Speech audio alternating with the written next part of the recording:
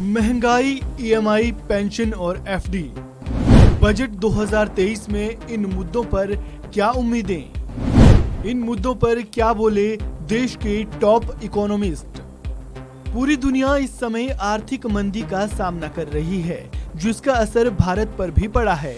इन सबके बीच 1 फरवरी 2023 को निर्मला सीतारमण 5वां केंद्रीय बजट पेश करेंगी। अगले साल आम चुनाव से पहले मोदी सरकार 2.0 का ये आखिरी पूर्ण बजट होगा।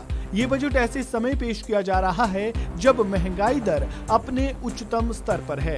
केंद्रीय बैंकों ने ब्याज दरों में बढ़ोतरी की है और भारतीय अर्थव्यवस्था पटरी पर लौटने की कोशिश कर रही है। इस पर देश के टॉप इकोनॉमिस्ट ने अपनी राय पेश की है। बजट से पहले महंगाई, पेंशन, एफडी और ईएमआई पर देश के टॉप इकोनॉमिस्ट ने क्या कुछ कहा, इस वीडियो में हम आपको यही बताएंगे। Business today banking and economic summit में भारत के टॉप इकोनॉमिस्ट ने शिरकत की, जिनमें बैंक ऑफ बड़ौदा के मदन फडणवीस, एक्सिस बैंक के सौगत भट्टाचार्य और क्रिसल के डीके जोशी शामिल हुए। सबसे पहले बात अर्थव्यवस्था की करते हैं। इन तीनों एक्सपर्ट्स ने बजट से पहले कई मुद्दों पर बात की, जिसमें सबसे पहले बात करते हैं भारतीय अर्थव्यवस्था की।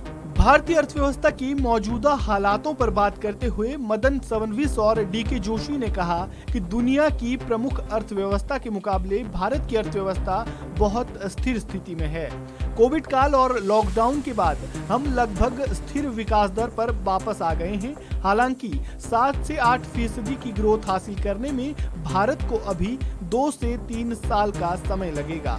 सौगत भट्टाचार्य की माने तो वर्तमान में वैश्विक मंदी एक बड़ा मुद्दा है। हमने कमोवेश दरों में सख्ती का साइकिल पूरा कर लिया है।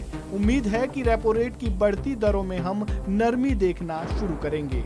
वहीं जब बढ़ती महंगाई को लेकर तीनों दिग्गजों से पूछा गया तो उन्होंने कहा कि नवंबर के लिए थोक मूल्य सूचकांक यानी WPI आधारित मुद्रास्फीति की दर 21 महीने के निचले स्तर 5.85% पर आ गई है।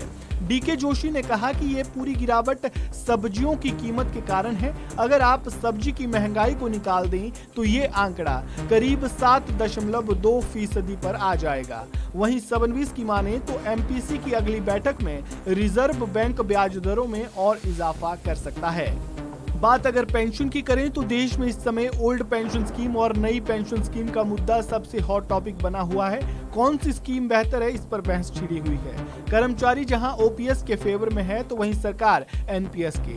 एक्सपर्ट्स ने OPS की तुलना टाइम बॉम्ब से की है। OPS को लेकर जोशी ने कहा कि ये योजना बिना फंड वाली पेंशन है, ये एक प्रेशर पॉइंट है। ये अनफंडेड पेंशन योजना राजकोषीय तनाव का कारण बन सकती है, इसलिए नई पेंशन योजना बहुत बेहतर है क्योंकि इसके लिए कम से कम फंड तो है। वहीं 1 फरवरी को पेश होने वाले बजट पर अपनी राय रखते हुए सौगत भट्टाचार्य ने कहा कि आगामी बजट के लिए एसेट मोनेटाइजेशन और विनिवेश यानी डिसइन्वेस्टमेंट को आधार बनाना चाहिए। इस वीडियो में फिलहाल इतना ही। आपको जानकारी कैसी लगी कमेंट बॉक्स में अपनी राय जरूर दें। वीडियो को लाइक करें और खबरों से जुड़े ताज़ा अपडेट के लिए बने रहें वन इंडिया हिंदी के साथ।